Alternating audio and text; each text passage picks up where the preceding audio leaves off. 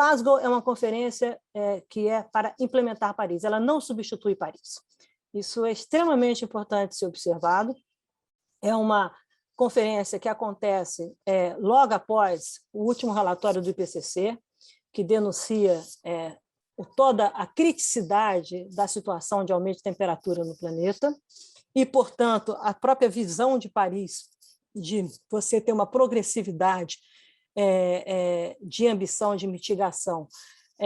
O número que está na mesa é de um aquecimento já de 1,2 graus da temperatura em relação à Revolução Industrial, sinalizando que a gente deve alcançar 1,5 grau muito antes do que estava desenhado ou previsto há 6 anos atrás. É desafiadora também na COP a relação entre países desenvolvidos e países em desenvolvimento. Há um gap, um leque de credibilidade, um distanciamento, isso é importante de entender, e possivelmente a formação de novos grupos, que a gente chama de clubes de carbono, tem sido chamado assim por alguns especialistas, em função de alinhamentos por interesses próprios, tá? Ou convergência de visões.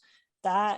E isso chama atenção, acho que o Viola pode provocar, como é que os alemães estão vendo isso, como é que isso está sendo trabalhado ou visto na perspectiva de que você não tem só o setor público agora, você tem o setor privado, tá? O mercado, portanto, a questão do green finance, não só os 100 bilhões, tem a questão da regulação de mercado de carbono, de precificação de carbono, e como é que o setor privado vem nesse jogo, o que vai requerer uma discussão estratégica, que eu acho que não vai ser tratado na COP dessa maneira ainda, que é a nova governança climática, a nova relação Estado-mercado, além da regulação, como é que isso vai funcionar, como é que isso vem nessa visão de construção de um mundo de baixo carbono.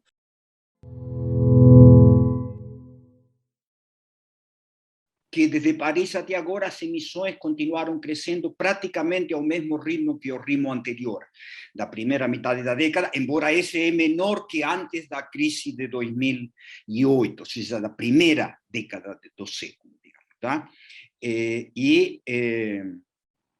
Teve uma queda no ano 2020, mas vai ser compensada por causa da pandemia, uma queda significativa, mas todo indica que vai ser compensada este ano, digamos, com crescimento significativo. A passagem de uma situação de convergência declinante entre China e Estados Unidos para uma situação de confronto entre China e Estados Unidos. Geopoliticamente, esta é a maior, o driver mais importante neste momento. Tá? E isso é uma série de fatores que tem a ver com, de um lado, uma assertividade crescente da China, digamos, em todos os planos, com uma percepção de decadência do mundo ocidental e dos Estados Unidos, digamos, tá?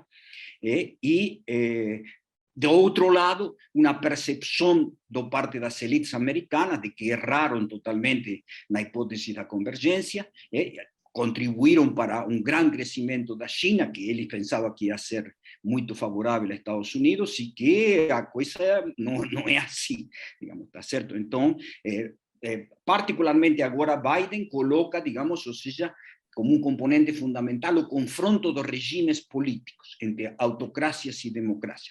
Sobre a inclusividade da conferência, acho que isso tende a ser um grande sucesso, que no fundo, digamos, os problemas das delegações dos países pobres e das ONGs e demais para participar estão sendo superados. Então, haverá uma grande participação, primeiro de delegações oficiais dos países mais pobres, digamos, e também de ONGs, empresas, digamos, ou seja, governos subnacionais. Desse ponto de vista, será uma conferência inclusiva.